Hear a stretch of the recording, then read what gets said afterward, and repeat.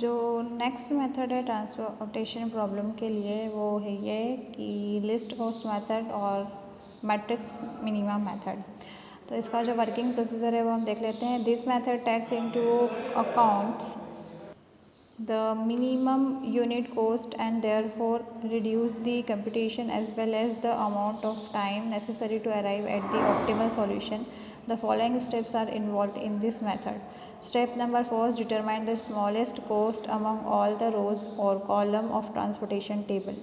If the smallest cost is not unique, then select arbitrarily any cell which has this smallest cost. Allocation as many units as possible to the cell determined in a step first, and elimination that row in which the entire supply is exhausted or demand is satisfied. Repeat step number 1 and 2 for the resulting reduced transportation table until the rim requirement all are satisfied, that is the entire supply at the different plant is exhausted to the satisfy the demand of different destination center. बड़ी easy method है ये, तो कुछ नहीं है इसके अंदर। जो भी आपका स्मॉलेस्ट एलिमेंट है रो या कॉलम में उसको आपको सिलेक्ट करना है और वहाँ साइन करना है। मतलब कोस्ट में जो है आपकी जो भी स्मॉलेस्ट कोस्ट दे रहा है वहाँ पर। बट अगर स्मॉलेस्ट कोस्ट जो है वो अगर सेम है 2 या 3 सेल में, तो आप कोई सी भी एक सेल को सिलेक्ट कर सकते हैं और वहाँ आप असाइन कर सकते हैं। अगर आपकी रो पूरी तरह सेटिस्फाई हो गया है, मतलब आपका जो ओरिजिन है वो पूरी तरह से वैनिश हो गया है, तो उसको आप वहाँ से डिलीट कर दोगे। अगर कॉलम जो है वो पूरी तरह से, मतलब आपको जो डिमांड है पूरी तरह से सेटिस्फाई हो रहा है, तो उस कॉलम को आप क्या करोगे, डिलीट कर दोगे। इस तरह आप लास्ट तक करते जाओगे जब तक कि हमें फाइनल सारी डिमांड्स और सप्लाई जो है वो फिनिश या वैनिश ना हो जाते हैं। तो हम इसका एक एग्जांपल देख लेते हैं।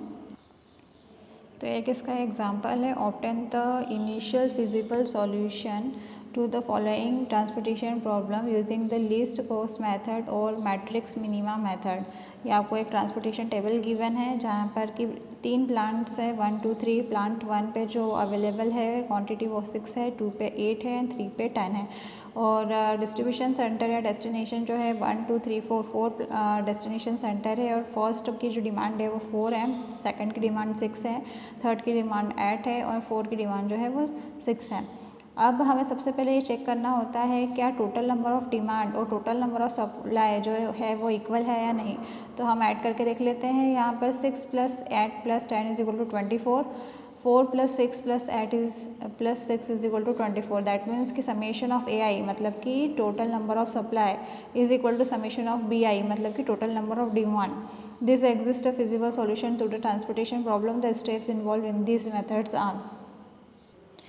तो हमने सबसे पहले जो हमारा मैट्रिक्स था गिवन मैट्रिक्स वो लिखा हुआ है। अब इसमें जो मिनिमम कॉस्ट है, ठीक है, वो कौन से सेल में है। तो यहाँ मिनिमम कॉस्ट 2 सेल में है, एक तो सेल नंबर 2 4 और एक है सेल नंबर 3 1।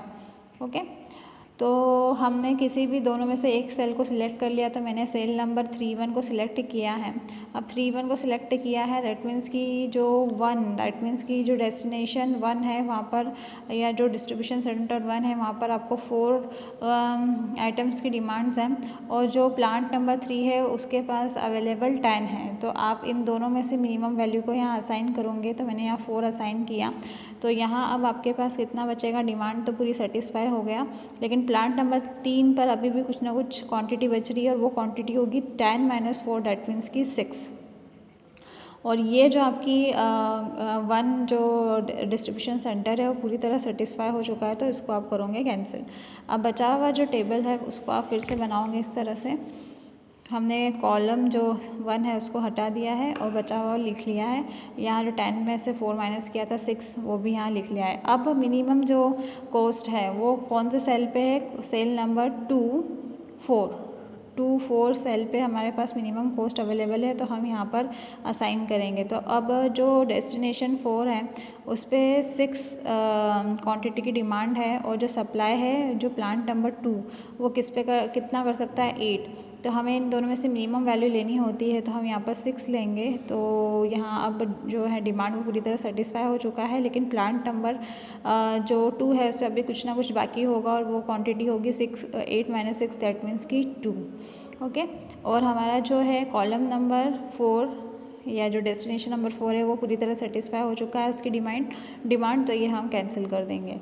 इसके बाद हमारी जो टेबल बनेगी वो अब बनेगी सेकंड और थर्ड कॉलम और 1, 2 एंड थर्ड रो। ओके, अब हम मिनिमम फिर से यहाँ पर चेक करेंगे कि मिनिमम जो कॉस्ट है वो कहाँ है। तो एक मिनिमम कॉस्ट इस सेल पे है, सेल नंबर 1, 2। एक मिनिमम कॉस्ट इस सेल पे है, सेल नंबर 3, 2।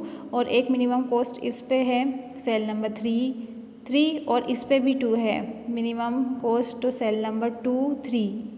ठीक है, अब इनमें से किसी एक सेल को हम ले सकते हैं, तो मैंने सेल नंबर इसको सिलेक्ट किया, मैंने सेल नंबर 1, 2 को सिलेक्ट किया। अब दोनों में से मिनिमम वैल्यू कौन है, तो यहाँ पर दोनों ही सेम है, तो हम यहाँ 6 लिख देंगे। दैट मीन्स कि प्लांट नंबर 1 पे भी सप्लाई अब ख़त्म हो चुका है और जो सेकंड डेस्टिनेशन था उसकी डिमांड भी पूरी हो चुकी है, तो हम इस रो और इस कॉलम दोनों को ही कट कर देंगे। ठीक है, अब जो बचा हुआ हमारे पास टेबल है वो बनेगा इस तरह से, जो थर्ड वाला डेस्टिनेशन रहेगा और plant second and third and 2, 2। अब फिर से यहाँ दोनों मिनिमम वैल्यू है, तो मैंने जो एलोकेशन लिया है वो इस वाले सेल 2, 3 सेल पे ले लिया है। और दोनों में से कौन सा मिनिमम है, सेकंड पे जो सप्लाई है वो 2 है और डिमांड 8 है, तो हम ये इस 2 को यहाँ कंसिडर करेंगे और इस 2 को लेंगे, तो प्लांट नंबर 2 पे अब कुछ नहीं बचेगा। और जो डेस्टिनेशन 3 है उसमें 8 में से 2 माइनस करेंगे, तो यहाँ आपका जो बचेगा वो बचेगा 6। और ये चूँकि प्लांट का अब पूरी तरह से क्वांटिटी ख़त्म हो चुकी है, तो इस वाले प्लांट को हम अब कैंसिल कर देंगे। तो बचा हुआ जो प्लांट है उसको हम यहाँ लिख लेंगे। ठीक है, तो अब जो लास्ट अलॉटमेंट होगा वो इस सेल पे 6 होगा। तो इस तरह से जो भी हमने अलॉटमेंट करते जा रहे थे वो हम यहाँ पर अब फाइनल टेबल में लिख लेंगे कि फ़र्स्ट अलॉटमेंट किस सेल पे हुआ था। तो हमारा जो फर्स्ट अलॉटमेंट हुआ था 3, 1 सेल पे हुआ था 4, तो हम 3, 1 सेल पे यहाँ 4 लिख देंगे। सेकेंड अलॉटमेंट कहाँ हुआ था, सेकेंड अलॉटमेंट हुआ था 2, 4 सेल पे 6, तो हमने ये 2 और 4 सेल पे 6 अलॉट किया। थर्ड अलॉटमेंट किस पे हुआ था, थर्ड अलॉटमेंट हुआ था 1, 2 सेल पे। ओके, तो यहाँ पर ये 1 और ये 2 सेल पे जो अलॉटमेंट हुआ था वो लिख दिया। फोर्थ अलॉटमेंट हुआ था हमारा 2 और 3 सेल पे 2, तो 2 और 3 सेल पे 2। उसके बाद अलॉटमेंट हुआ था हमारा थर्ड एंड डेस्टिनेशन जो था वो 3 था, तो 3, 3 सेल पे अलॉटमेंट हुआ था, तो 3, 3 सेल यहाँ पर कहाँ आएगी, थर्ड रो थर्ड कॉलम यहाँ, और वो अलॉटमेंट कितना था 6, तो 6।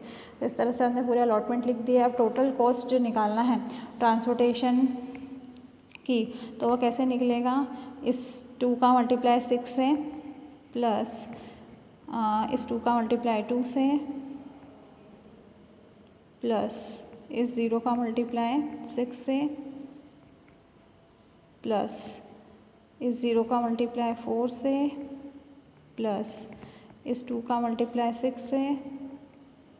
ठीक है, तो सारे हमने जितने भी सेल थे और जितनी भी उस सेल पे अलॉटमेंट थी वो सारी यहाँ पर हमने लिख ली है। अब इसका जो कैलकुलेशन है वो करने पे आएगा ₹28। ठीक है, तो यहाँ का आंसर है ₹28। तो इस तरह से आपको ये मेथड को अप्लाई करना है, और ये मेथड है लिस्ट कॉस्ट मेथड और मैट्रिक्स मिनिमा मेथड।